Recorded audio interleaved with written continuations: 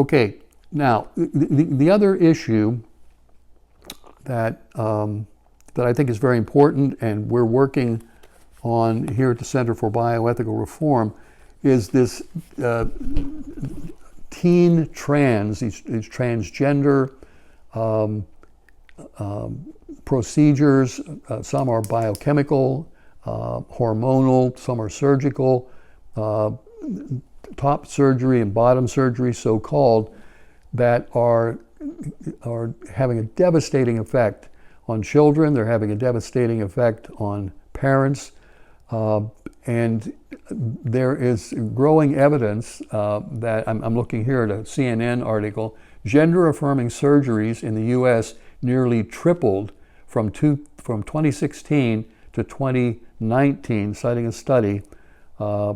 And the article says, I won't obviously read the entire article, but the headline, in essence, is the number of gender-affirming surgeries done in the United States nearly tripled between 2016 and 2019, in part because of changes in state and federal laws that require insurance to cover such care, in addition to some growing acceptance, social acceptance, of the trans community. Here in California, unbelievably, the governor, maybe not so unbelievably, has just signed a bill that allows classroom teachers to conceal, in fact mandates that classroom teachers conceal from the parents of their students any indication that their children are inclined toward this sort of genital mutilation that has such catastrophic effects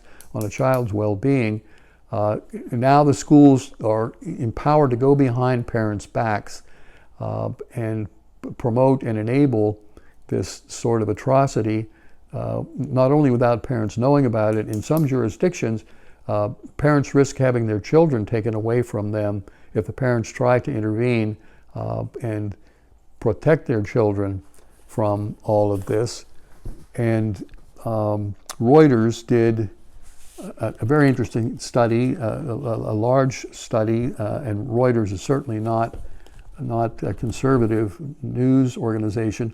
The headline of this recent Reuters report says, as more transgender children seek medical care, and I would argue it's not medical care, it's referred to as gender-affirming care. As Satan always does, whatever Satan says, the opposite tends to be the truth.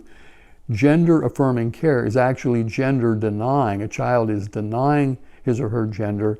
They're not affirming it. And it's not care, it's child abuse, and it needs to be called that, certainly. But the families involved, the headline says, confront many unknowns.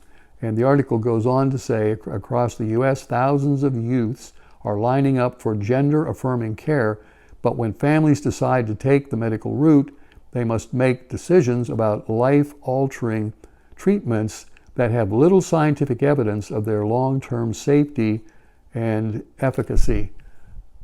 It's an enormously risky thing, and we know a lot about its devastating consequences at every level. And I'll stop on this point. Gender-affirming care is being championed by women's rights advocates and so-called child rights activists, etc., at the same time that something called female genital mutilation, which takes place in various third world countries, that is being decried, and of course it should be. That's being condemned. But there is no material difference between transgender child abuse here in the United States and female genital mutilation that is done on children who are certainly not old enough to, it's generally little girls, to have their genitals mutilated, and the goal is to control their sexuality, to make it difficult to impossible for them to engage in normal, healthy sexual activity in marriage, etc. And this is it's an attempt to control, often religiously based attempt to control the lives of little children. And it is condemned and should be condemned, but the people condemning it are the same people who are championing gender-affirming care in the United States. There's no material difference between the two, except that one is politically correct and the other is politically incorrect. The BBC reports that it's estimated that 200 million girls and women alive today have undergone some form of female genital mutilation. And although it's primarily concentrated in 30 countries in Africa and the Middle East, it's also practiced in some countries in Asia and Latin America. And immigrant populations here in the U.S., people who have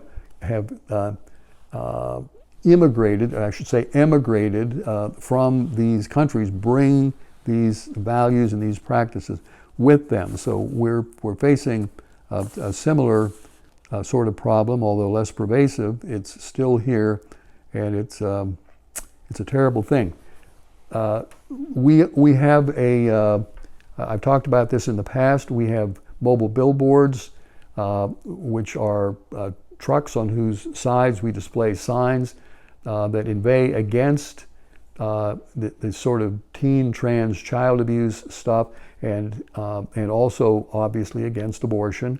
And we're going to be running those trucks this fall on university campuses, not only here in California, but around the country as well, comparing these practices, these female genital mutilation practices with gender-affirming care, quote unquote, for children, and on the anti-trans signs will inveigh against those kinds of atrocities. We're also going to be going after abortion pills with signs that show a woman sitting on the toilet, aborting her pregnancy, and asking the question, where does her baby go? Her baby goes into the sewer, and some of the panels on some of these signs show sewer rats, and the point is, your baby goes somewhere. When you abort your baby, it doesn't go away, it goes somewhere.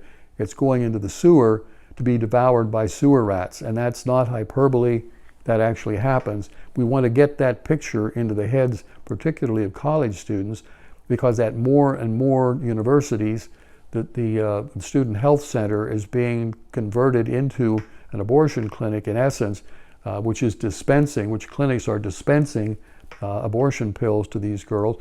And these girls now they not only don't have to go to the doctor to get the pills, they not only don't have to go to the Student Health Center to get the pills, they only have to go online. And this is extremely dangerous because they don't know what they're getting.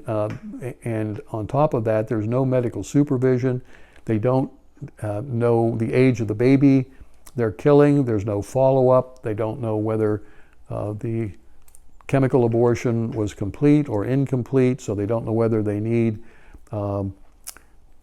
follow-up care that would perform a surgical abortion to clean up the incomplete chemical abortion. The whole thing is a train wreck, and we're trying to fight against it with our trucks. So, big campaign against child, teen, these trans abuses, and also we're going after abortion pills with the campaign that says, don't feed your baby to the sewer rats. Thanks for your support. We wouldn't be able to do what we're doing. We tackle the tough issues, issues that are difficult even for some of our supporters, but we're not going to shy away from questions that need to be addressed, even if they're controversial within our own community. Thank you for all the help you've been to us, and God bless.